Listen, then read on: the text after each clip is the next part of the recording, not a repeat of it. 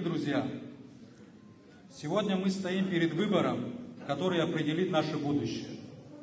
Мы переживаем сложные времена, но я верю, что именно в такие моменты мы, как и наши старшие, обязаны найти в силы не просто выстоять, но и стать сильнее.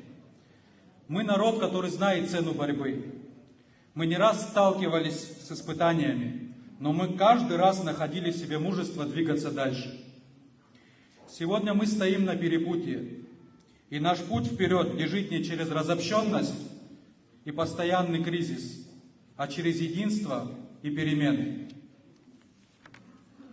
Великие дела достигаются не силой, а упорством. Мы должны быть упорны в стремлении к развитию и процветанию. Мы должны найти в себе мужество говорить друг с другом, а не друг о друге. Мы должны понять, что даже наши различия – это не слабость, а сила, если мы начнем уважать друг друга. Скоро нам предстоит сделать очень важный выбор. Это не просто выбор личности или партии, это выбор нашего с вами общего будущего. Мы должны помнить, что великие достижения рождаются не из сиюминутных побед, а из упорного труда, из готовности работать сообща ради общих целей. А цель у нас одна – независимая и свободная Апсны.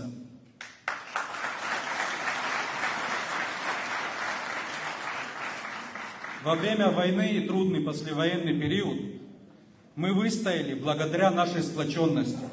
И сейчас, как никогда, мы должны объединиться. Объединиться вокруг идей, вокруг планов и вокруг программ, которые сейчас важнее любых наших разногласий. Я знаю, что многие устали от того, что долгие годы у нас в стране ничего не меняется, жизнь не становится лучше. Но давайте посмотрим на кризис, в котором мы находимся, не как на тупик, а как на возможность. Возможность переосмыслить многие вещи, перестроить нашу сегодняшнюю реальность и создать то будущее, о котором мечтали наши отцы. Те, кто видят только проблемы, они остаются в прошлом. Те, кто ищет решение этих проблем, они строят будущее. Мы не можем позволить себе сдаться. Мы не можем позволить страху и разногласиям разделить нас. Наш долг перед прошлыми и будущими поколениями сделать все, чтобы наша страна стала сильнее. Скоро наступит день, когда каждый из нас сможет сделать выбор. Я обращаюсь ко всему народу Абхазии. Мы должны голосовать за самих себя, за наше единство и за наше будущее.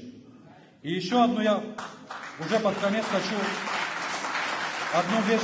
одну вещь сказать, да, которая там мне навеяли последние события, да, во всех СМИ сейчас трубят. У нас пока президент в Абхазии выбирается, а не назначается. Спасибо большое.